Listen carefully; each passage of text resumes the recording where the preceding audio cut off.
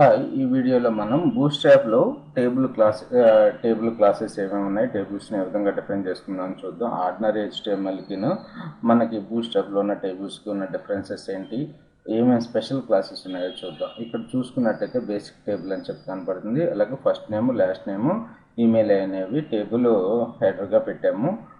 తర్వాత వచ్చేసి టేబుల్ డేటాలో వచ్చేసి మనకి 3 కాలమ్స్ ఉన్నాయి. సో ఫస్ట్ నేము, లాస్ట్ నేము, ఈమెయిల్. సో ఎన్ని రోస్ ఉన్నాయి? టోటల్గా 4 రోస్ ఉన్నాయి. అంటే ఫస్ట్ రో వచ్చేసి టేబుల్కి సంబంధించిన హెడింగ్స్ ఉన్నాయి.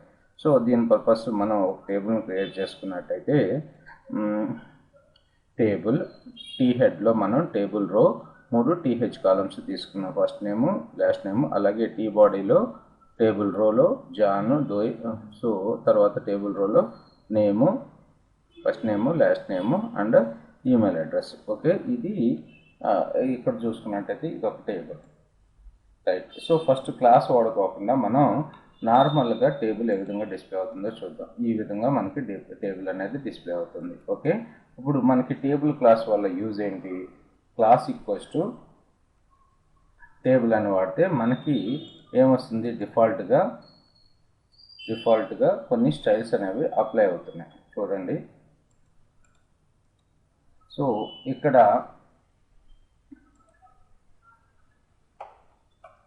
the basic Bootstrap 4 table has the light padding and a horizontal divider. The table class has the basic styling to a table. So horizontal dividers వచ్చినాయి, some little bit light padding అనేది మనకి ఇక్కడ display అవుతుంది. Okay, so తర్వాత చూసుకున్నట్టయితే మనకి ఇప్పుడు మనం ఏ క్లాస్ గురించి నేర్చుకున్నాము? Class equals to table class. Okay, తర్వాత చూసుకున్నట్టయితే స్ట్రిప్డ్ రోస్. సో మనకి స్ట్రిప్డ్ రోస్ కావాలనుకుంటే టేబుల్ ఐఫన్ స్ట్రిప్డ్ క్లాస్ని యూజ్ చేసుకుంటాం. స్ట్రిప్డ్ రోస్ అంటే ఏ విధంగా డిస్ప్లే అవుతాయో చూడండి. Table class equals to table, తర్వాత table hyphen striped. So striped అంటే ఒక కాలం తర్వాత ఒక కాలము బ్యాక్గ్రౌండ్ కలర్ మారుతుంది, రైట్. సో ఇంకో టేబుల్ రో తీసుకున్నాము.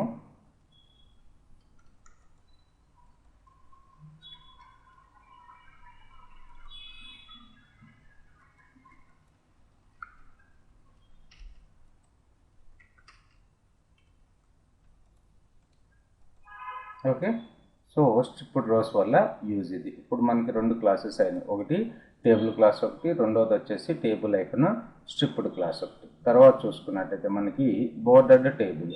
So table hyphen bordered class వేస్తా borders to all sides of the table and cells. Table hyphen bordered చూద్దాం. టేబుల్ ఐఫన్ బోర్డర్డ్ స్ట్రిప్డ్ కూడా వాడుతున్నాము, టేబుల్ ఐఫన్ బోర్డర్డ్ క్లాస్ కూడా వాడుతున్నాము. So అన్ని బోర్డర్స్ డిస్ప్లే అవుతున్నాయి మనకి.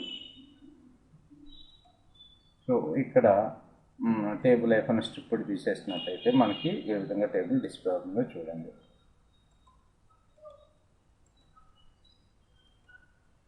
ఓకే, సో స్ట్రిప్డ్ రోస్ పోయినాయి మనకి. తర్వాత చూసుకున్నట్టయితే hover table hyphen hover class వేస్తా hover effect to the tables.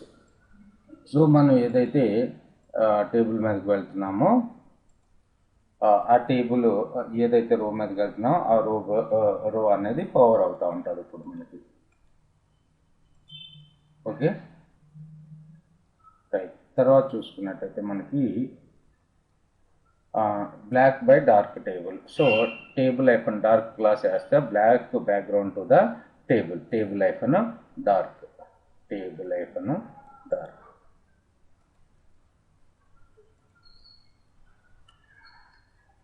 Hyphen dark class వల్ల యూజ్ ఏంటో చూడండి. సో డార్క్ బ్యాక్గ్రౌండ్ వచ్చింది మనకి, రైట్. తర్వాత చూసుకున్నట్టయితే డార్క్ స్ట్రిప్డ్ టేబుల్. సో ఇది ఆల్రెడీ మనం చూసాం. టేబుల్ స్ట్రిప్డ్ ఆల్రెడీ యాడ్ చేసే ఉందా లేదో చూడండి. ఓవర్ ఉంది,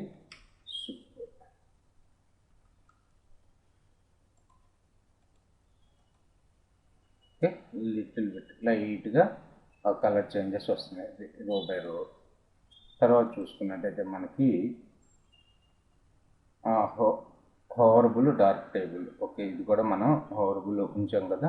తర్వాత బోర్డర్లెస్ టేబుల్. సో మనకి బోర్డర్స్ వద్దు అనుకుంటే table icon borderless class use చేసుకోవచ్చు. So table hover, table striped, table border తీసేస్తున్నాను. టేబుల్ బోర్డర్ తీసేస్తే మనకి టేబుల్ అనేది ఏ విధంగా డిస్ప్లే అవుతుందో చూడండి. ఓకే, సో ఇక్కడ colour table over, table strip, table dark కూడా తీసేస్తున్నాను. ఓకే, మనకి డిఫరెన్స్ అర్థం కాదు. రైట్, బార్డర్స్ ఉన్నాయి కదా. ఇప్పుడు బార్డర్స్ని తీసేద్దాము అనుకుంటే table icon border less class use చేసుకున్నట్టయితే మనకి బార్డర్స్ డిస్ప్లే అవుతాయి. ఓకే, తర్వాత చూసుకున్నట్టయితే మనకి సో కాంటెక్స్చువల్ క్లాసెస్ ఉన్నాయి. కాంటెక్స్చువల్ క్లాసెస్ అంటే మనం ఇవన్నీ మనకు తెలిసినాయి, ప్రీవియస్గా కూడా చూసాం. సో ఇంపార్టెంట్ డేటా ఉన్నప్పుడు టేబుల్ రోలో అప్పుడు మనం కాంటెక్స్చువల్ క్లాసెస్ని యూజ్ చేసుకుంటే అవి క్లియర్గా డిస్ప్లే అవుతూ ఉంటాయి. ఓకే, సో ఇక్కడ చూడండి, TR class equals to table primary అని ఇచ్చాం టీఆర్ ట్యాగ్లో. అప్పుడు మనకి టేబుల్ ఏ విధంగా డిస్ప్లే అవుతుందో చూడండి. Class equals to table icon primary. So ఇవన్నీ తీసేస్తున్నాను, సింగిల్ టేబులే ఉంచుతున్నాను. Right, so TR table icon primary అంటే ఫస్ట్ టీఆర్కి మనకి బ్యాక్గ్రౌండ్ కలర్ ఏ విధంగా డిస్ప్లే అవుతుందో చూడండి. ఓకే, సో అలా మనకి ఎన్ని కాంటెక్స్చువల్ క్లాసెస్ ఉన్నాయి ఇవన్నీ కూడా మీరు రోజుకి అప్లై చేసుకుంటూ వెళ్ళండి. Table icon primary, table icon secondary, table icon danger, table icon info, table icon warning, table icon active, table icon secondary, table icon light, table icon dark contextual classes ఉన్నాయి. So table head colours. So నాకు table head ఇక్కడ చూసుకున్నట్టయితే ఏ విధంగా display అవుతుంది, నార్మల్గా display అవుతుంది. ఇప్పుడు నాకు టేబుల్ హెడ్ అనేది డార్క్ కలర్ రావాలి.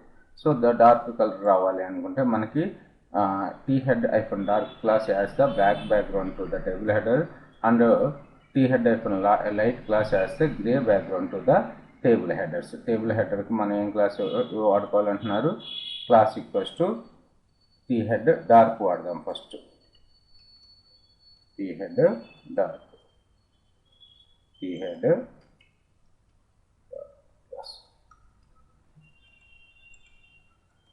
సో డార్క్ మనకు డిస్ప్లే అవుతుంది. ఓకే, సో ఆ విధంగానే టీ హెడ్ ఐకాన్ లైట్ కూడా యూజ్ చేసుకోవచ్చు.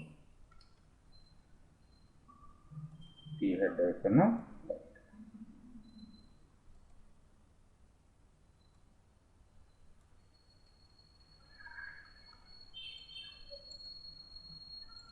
ఓకే, లైట్గా టేబుల్ హెడ్డింగ్ కనబడుతుంది మనకి. తర్వాత టేబుల్ హెడ్డింగ్. Okay, right. తర్వాత చూసుకున్నట్టయితే మనకి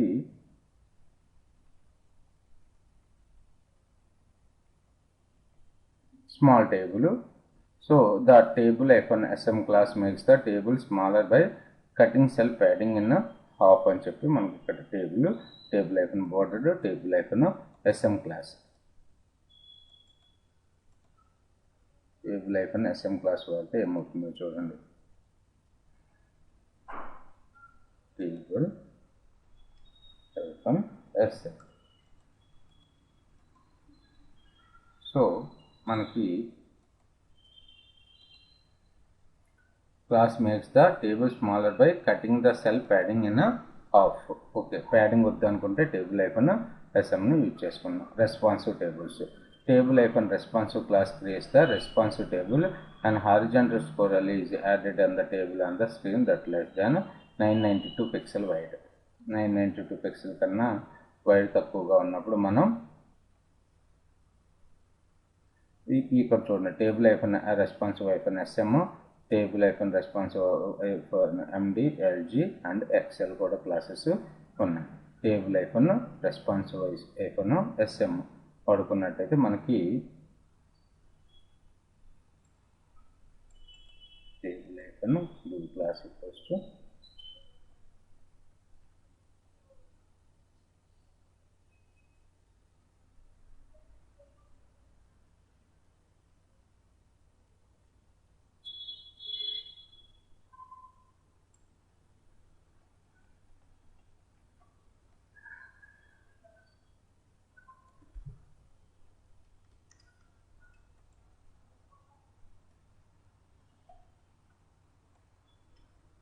ఇప్పుడు ఒకసారి అబ్జర్వ్ చేయండి, మనకి టేబుల్ ఏ విధంగా డిస్ప్లే అవుతుంది, ఈ విధంగా డిస్ప్లే అవుతుంది. ఇప్పుడు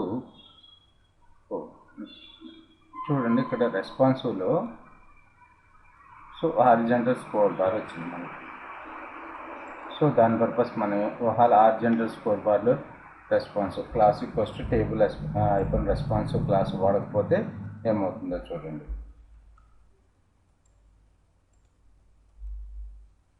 సో మనం కట్ అయిపోతుంది. ఓకే, సో రెస్పాన్సివ్నెస్ రావట్లేదు పేజ్కి. సో అందుకని చెప్పి మనం టేబుల్కి సో ఒక సపరేట్గా ఒక క్లాస్ తీసుకుని దాన్ని టేబుల్ ఐఫన్ రెస్పాన్సివ్ యూజ్ చేసుకోవాలి. So you can also decide when the table should be get a scroll bar depending on the screen width. Table icon SM.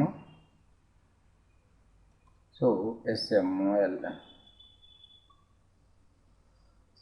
ఇది చూడండి, మనం స్క్రీన్ సైజ్ తగ్గించినప్పుడు అప్పుడు మనకి స్క్రోలబుల్ కనపడుతూ ఉంటుంది.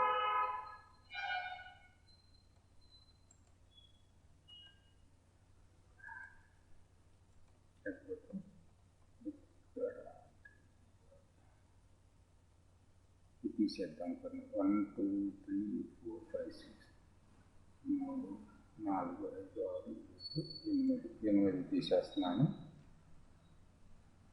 9 నుంచి 3 4 5 6 7 తీసేస్తున్నాను. ఒకసారి అవుట్పుట్ అప్డేట్ చేయండి. సో ఇప్పుడు స్క్రీన్ సైజ్ తగ్గించే కొద్దీ మనకి స్క్రోల్ బార్ వస్తుంది. అది స్మాల్ డివైజెస్ కావాలి అనుకుంటే table hyphen SM responsive hyphen SM.